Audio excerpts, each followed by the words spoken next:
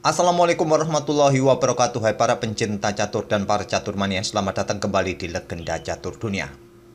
Kembali lagi kawan, kita akan meneruskan satu partai yang terjadi di babak keempat di turnamen Norway Chess 2022. Dan jika pagi hari kita dahulukan permainannya Magnus Carlsen, sore hari kita isi dengan game-game pemain-pemain yang lain kawan.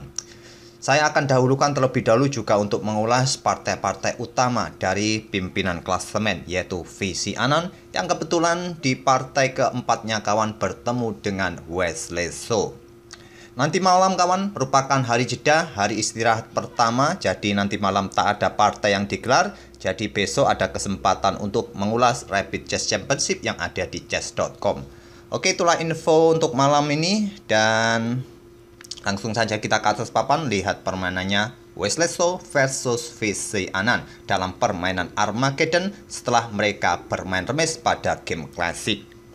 Wesley So pegang putih, mengawali pembukaan pion C4, English opening, dibalas dengan pion C5, variasi simetrikal, kuda C3, kuda C6, pion G3, pion G6. Sangat simetris kawan, bahkan dilanjut dengan gajah G2, gajah G7. Sangat-sangat simetris atau langkah-langkahnya copycat dalam istilah caturnya kawan. Langkah copy paste, selanjutnya pion D3. Barulah di langkah berikutnya ini permainan atau langkahnya sudah tidak meniru lagi karena VC Anand bermain dengan pion E6. Pion E4, selanjutnya kuda berkembang ke E7, di sini kuda G berkembang ke E2. Kali ini hampir sama kawan, mengikuti langkah-langkah setelah tadi pion D3 diikuti dengan pion D6, pion E4, kuda ke peta E7, sekarang kuda G juga lompat ke lajur E kawan. Tapi sudah berubah, tidak serupa lagi, tidak membentuk bangunan seperti cermin kawan. Dan di sini kedua pemain akhirnya rokade di langkah ke-7 dan ke-8-nya. Dan di sini VC Anand melanjutkan dengan pion B6 untuk melanjutkan pengembangan gajahnya, apakah di Viagento nanti atau memperkuat posisi pion C. Di sini pion A3, lanjut Wesley So untuk mendukung pionnya nanti jika ingin bertarung di lajur B. Tapi masih ada kuda kawan, jadi butuh dukungan lagi, mungkin beteng akan digeser ke lajur B juga untuk menghindari diagonal gelap ini kawan apabila pion ini didorong maju nanti.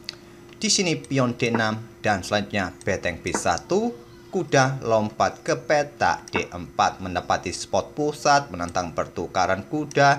Jika tantangan diterima kawan, mungkin akan dipukul balik menggunakan pion C dan pion ini akan cukup mengganggu nanti di area pertahanan putih. Pion E pun siap didorong untuk mendukung pion D-nya nanti. Oleh karena itu pada posisi seperti ini Wesley So sedikit menahan untuk langsung baku hantam. Dia melanjutkan dengan pion B4-nya, melanjutkan rencananya untuk membongkar sisi menteri kawan. Dan tantangan pion B ini ditolak oleh VC Anand. Dia melanjutkan langkah kuda E bergerak ke C6, mendukung kudanya jika nanti terjadi pertukaran kuda. Di sini posisi kuda hitam D4 akan digantikan dengan saudaranya. Gajah E3 melanjutkan pengembangan, memberikan pressure bagi D4. Di sini gajah berkembang ke peta D7 oleh VC Anand. Dalam permainan Viagento seringkali kita temui kawan, apakah Viagento di peta G7 atau sayap raja ataupun sayap menteri seperti ini kawan.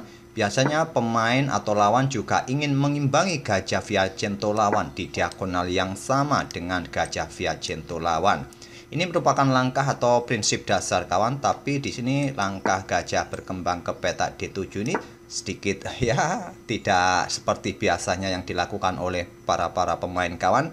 Dan selanjutnya menteri berkembang ke peta D2.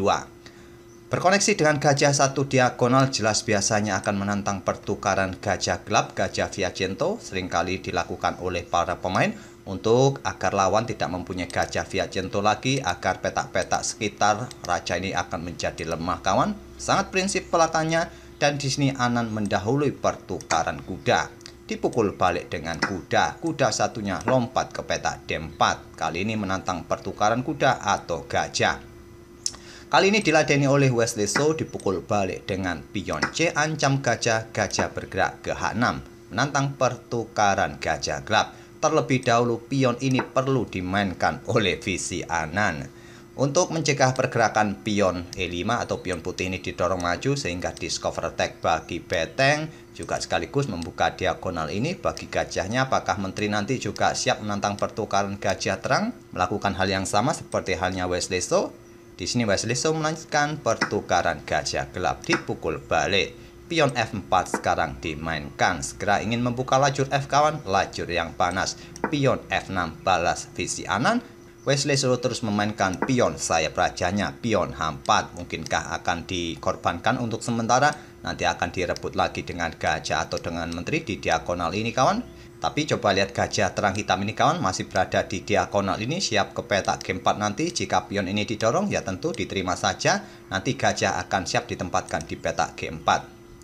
Pion B5 terlebih dahulu dimainkan oleh visi Anan, menantang permainan di sayap menteri. Ya, langkah-langkah ini cukup prinsipil kawan.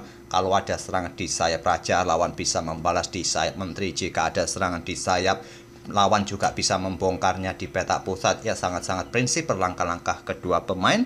Dan di sini tantangan pion B ditolak oleh Wesley So. Dia menggeser beteng ke lajur C. Persiapan untuk menempati lajur yang sudah terbuka ini. Dan di sini pion pukul pion. Lanjut visi Anan melanjutkan rencana dipukul balik menggunakan beteng. Memukul balik menggunakan pion memang terlihat cukup bagus dengan pion sayap menteri yang mayoritas melawan satu pion ini kawan. Tapi ini juga membuat pion hitam ini cukup bebas di lajur D kawan. Mungkin inilah yang dikhawatirkan oleh Wesley So. Tapi langkah engine pun menyarankan kalian pukul balik menggunakan beteng, yang merupakan pilihan terbaik. Tetap saja putih mempunyai pion mayoritas kawan. Dua pion melawan satu pion hitam di sayap menteri. Gajah B5 ancam beteng. Beteng mundur ke C2. Gajah A4 serang beteng lagi. Beteng mundur ke C1. Selanjutnya beteng C8 menantang pertukaran beteng. Tantangan ditolak. Di sini Wesley So memainkan pion H5-nya, membuat langkah pengorbanan sementara untuk merusak bangunan pion hitam agar bertumpuk di lajur H. Nanti bisa direbut dengan gajah, dengan menteri untuk bisa merebut pion hitam kembali. Karena kenapa? Gajah hitam ini sudah berada di lajur A, dia tidak mempunyai tempo lagi. Tadi ada di petak D7, masih mempunyai tempo bergerak ke petak G4, melindungi pion H5-nya nanti. Tapi karena berada di petak A4 ini, jadi Wesley So berani membuat langkah pengorbanan. Dan pengorbanan diterima oleh Anan, pion G pukul pion H5, gajah F3. Bukan menteri ke petak E2 kawan. Karena kenapa? Menteri ini juga menjaga petak C3 dari ancaman invasi beteng hitam kawan. Yang ingin bergerak ke petak C3, ancam pion ataupun menantang pertukaran beteng di petak C3. Karena ingin melepaskan pionnya untuk menjadi pion bebas. Oleh karena itu gajah F3 dimainkan dan menteri hitam bergerak ke petak D7. Berkoneksi dengan gajah ataupun memberikan jalan bagi beteng satunya. Jika nanti terjadi pertukaran beteng di sini, maka beteng satunya siap menempati lajur D yang terbuka. Juga menteri ini ingin menuju petak H3 kawan. Diantisipasi dengan langkah menteri H2. Juga ingin merebut pion ini nanti dengan menteri. Tapi langkah ini adalah langkah kesalahan kawan. Langkah terbaik adalah raja ini cukup naik ke petak G2 saja untuk membackup petak H3. Tapi Wesley So lebih memilih menteri ke petak H2. Tapi sayangnya pada posisi ini kawan, Anan tidak bisa memanfaatkan keunggulan posisi pada posisi seperti ini. Dia membuat langkah pertukaran beteng. Langkah terkuat adalah beteng ini cukup naik ke petak C3, menantang pertukaran beteng di sini sehingga pionnya akan menjadi bebas. Juga posisi beteng mengancam pion kawan. Nanti hitam juga mempunyai tempo untuk menumpuk betengnya di lajur C atau dengan menteri di lajur C cukup kuat nanti posisi hitam di sayap menteri. Tapi Anan pada posisi ini memilih untuk langsung bertukar beteng, dipukul balik oleh beteng putih. Barulah beteng C8 kembali melakukan tantangan. Tantangan tentu saja ditolak kawan, beteng digeser kembali ke F1. Selanjutnya beteng C3. Hampir sama sih, cuma tadi temponya lebih cepat jika beteng hitam tadi sebelum pertukaran langsung menuju petak C3 daripada melakukan pertukaran tadi. Di sini gajah E2 melindungi pionnya, dihantam lagi atau dipressure lagi dengan gajah B5. Di sini Wesley So tidak mencoba membackup pion D3-nya dengan beteng D1 atau membuka lajur F kawan. Segera pion F pukul pion E5 ataupun menteri ke petak H4 untuk mengincar petak F6. Nanti diikuti pion F pukul pion E5 ini. Tapi Wesley So di sini langsung ambil pion hitam yang ada di petak H5 dan ini merupakan langkah kesalahan kawan. Hitam melanjutkan untuk ambil pion D3 dan menantang pertukaran di sini. Di sini Wesleso melakukan langkah kesalahan kawan dengan membuka lajur F. Pion F pukul pion E5. Tapi sayangnya kawan, pada posisi seperti ini, dalam posisi kemenangan, Anan berpikir sangat cepat, sangat instan untuk pukul balik menggunakan pion D. Bukan pilihan terbaik. Silakan pause video ini untuk beberapa detik dan coba temukan langkah terbaik bagi hitam pada posisi seperti ini kawan. Karena pukulan balik ini merupakan langkah blunder besar yang membalikkan keadaan jika kalian lakukan langkah ini. Sangat simpel sebetulnya kawan. Apakah kalian sudah menemukan? Pasti kalian menemukan gajah pukul gajah terlebih dahulu dengan tempo ancam menteri. Betul kawan, itulah jawaban langkah terbaik harusnya. Mungkin yang ditakutkan oleh Anan pergerakan pion ini. Pion E pukul pion F6 dengan tempo skak. Simple, raja kalian menghindar saja ke petak H8, tidak ada skak lagi. Menteri tidak bisa ke sini, masih ada menteri kawan. Dia juga mendapatkan tempo serangan dari gajah hitam. Jika sekarang menteri hitam ambil gajah di peta E2 dan selanjutnya beteng akan ambil pion G3 skak. Jika bergerak ke peta ini ya disusul dengan langkah menteri nanti melakukan skak di sini kawan. Tidak ada cara lain menutupnya dengan menteri. Ya nanti menteri akan mendapatkan beteng dan seterusnya bisa kalian otak-atik. Yang pasti mungkin di sini raja akan bergerak ke peta G2 kawan dan menteri bisa bergerak ke peta H3.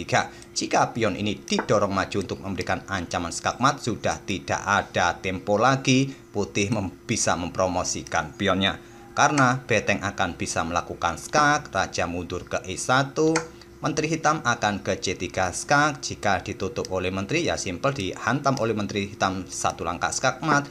Raja ke D1, menteri bisa melakukan skak lagi di peta A1. Jika raja putih bergerak ke peta D2, menteri hitam ke B2 terlebih dahulu skak. Jika mundur ke D1 lagi, menteri pukul menteri skak. Raja bergeser dan diikuti menteri hitam ke peta C2 skakmat. Jika bergerak ke peta ini satu langkah malah skakmat kawan.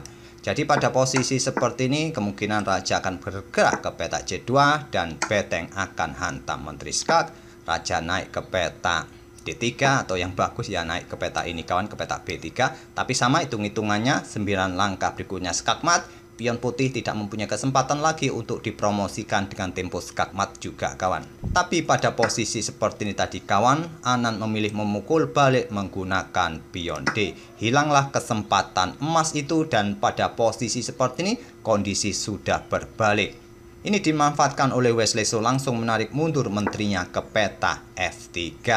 Untuk memberikan pressure bagi gajah hitam D3 juga ancaman skakmat 2 langkah kawan. Pukul pion F6 skak, raja tidak mempunyai tempat lagi mau mundur kemana, ke peta ini, ke peta G8, nanti diikuti menteri melakukan skak di peta F8 skakmat. Oleh karena itu hitam sudah tidak mempunyai tempo lagi untuk menarik mundur gajah ataupun membackupnya dengan menteri ke peta B5 karena ancaman skakmat 2 langkah. Hitam harus mempertahankan pion F6-nya. Visi Anan melangkah dengan menteri ke peta E6 menjaga pion F6-nya. Dan sekarang gajah pukul gajah. Di sini Anan memutuskan ambil pion putih A3 dan selanjutnya raja putih G2. Di sini pion A6, selanjutnya adalah beteng bergeser naik ke peta F2 untuk menjaga baris kedua dari ancaman skak oleh beteng hitam. Tapi tadi langkah terbaik adalah beteng langsung mengisi lajur C yang terbuka untuk memberikan dukungan atau melakukan ancaman di baris ke-7 bisa juga dilakukan oleh putih langkah terbaik. Tapi Wesleso lebih memilih mengamankan rajanya kawan dengan beteng F2 dibalas dengan beteng B3. Incar pion ini. Di sini ada taktik yang luar biasa kawan dari Wesleso membuat langkah pengorbanan gajah C4. Jika diterima hasilnya akan jadi seperti ini kawan, putih akan menang lebih cepat skakmat. Oleh karena itu gajah ke peta C4 ini ancaman pada menteri ataupun menantang pertukaran menteri kawan. Tantangan menteri diterima oleh visi Anan, beteng ambil menteri F3. Di sini gajah ambil menteri hitam E6 dan beteng tidak melanjutkan pertukaran karena dia kalah satu gajah. Dia mencoba mempertahankan betengnya bergerak ke peta E3 kawan untuk mendapatkan pion putih ini. Di backup oleh gajah di F5, beteng kembali ke P3, incar pion yang ini. Sekarang beteng putih juga incar pion hitam. Beteng hitam ambil pion putih B4, beteng putih ambil pion A6. Selanjutnya beteng turun ke petak B7 mengawal baris ketujuhnya kawan, karena pionnya ini dalam ancaman gajah. Nanti sampai beteng putih bisa menempati baris ketujuh, pionnya ini bisa tewas. Dan Wesley So mempunyai kesempatan menggeser betengnya ke lajur D, mengawasi pion hitam yang cukup bebas, yang tinggal 3 petak ini bisa promosi kawan. Dan selanjutnya beteng hitam bergeser ke A7, hanya mondar-mandir saja di baris ke-7 kawan, tidak akan berani meninggalkan baris 7-nya ini. Raja putih mulai naik juga ke petak H3, beteng B7, Raja putih G4, beteng ke A7, hanya langkah mondar-mandir. Di sini Raja putih H5 untuk membatasi ruang gerak Raja hitam kawan. Dan selanjutnya beteng hitam C7 hanya membuat langkah mondar-mandir. Di sini beteng D8, beteng bergerak ke peta E7. Tidak ingin gajah ini sampai menempati peta ini, memberikan dukungan bagi betengnya melakukan ancaman skakmat kawan. Tapi selepas gajah mundur ke peta G4 ini, visi Anan menyerah di langkah ke-46. Masih cukup panjang ancaman skakmat kawan. Tapi yang pasti dalam posisi seperti ini pun, jika putih mau bertarung dengan beteng hitam, ya masih bisa menang kawan seperti ini. Walaupun engine tidak menyarankan langkah ini kawan, tapi kemungkinan untuk menang masih besar. Kalian masih bisa mengawal pion hitam ini di peta terang ini kawan. Kalian bisa melangkah ke peta A4, nanti bagaimana raja juga bisa bergerak. Ataupun mundur saja ke peta B5, nanti bisa mundur lagi ke peta E2 untuk mengawal peta D1. Peta terang ini masih saja bisa menang kawan. Tapi bukanlah pilihan terbaik, jangan pilih langkah ini kawan. Kalian pada posisi seperti ini, seperti Wesley So tadi saja, untuk membuang tempo, menunggu tempo yang tepat untuk melangkah. Kalau sekarang beteng ini bergeser, apabila permainan tetap dilanjutkan kawan, ambil contoh ke peta A7, ya gajah siap ditempatkan di peta ini kawan, mendukung betengnya untuk melakukan skakmat. Tapi saya rasa tidak mungkin, tidak logis jika beteng ini sampai meninggalkan lajur E ini kawan. Kemungkinan ya jika permainan tetap dilanjutkan, pion ini didorong untuk menghabiskan tempo. Di sini kalian bisa bermain dengan gajah ke peta D7 untuk membuat langkah menunggu juga, dan seterusnya kawan. Atau kalian membuat langkah lain seperti gajah F5, membuat langkah menunggu lagi untuk menghabiskan tempo sampai benar-benar beteng ini meninggalkan lajur E, dan seterusnya. Masih cukup panjang kawan dari ancaman skakmat, apalagi juga putih kalah 2 pion seperti ini, masih butuh perjuangan ekstra. Tapi hitung-hitungan materi sudah jelas bahwa putih sudah sangat unggul. Ya, hitung-hitungannya 95% putih menang kawan. Sisa 5%-nya ya putih kalau kehabisan waktu atau lagi ngantuk atau apalah, ya putih bisa kalah. Oke, itulah game antara Wesley So versus Visi Anan dalam permainan Armageddon semalam. Wesley So mendapatkan 1,5 poin dan Anan mendapatkan 1 poin dari permainan Armageddon ini. Masih tetap kawan, Visi Anan menjadi pemimpin klasemen, ditempel ketat oleh Magnus Carlsen dengan perolehan poin yang sama. Nanti jika di babak kelima Visi Anan ini terjegal ataupun Carlsen juga menang di permainan klasik ataupun game yang lain, Wesley So pun juga sempat terjegal, maka Magnus Carlsen akan menjadi pemimpin yang kuat di babak kelima nanti. Semoga permainan kedua pemain ini bisa menghibur kalian dan kita akan bertemu di video-video berikutnya. Terima kasih. Wassalamualaikum warahmatullahi wabarakatuh.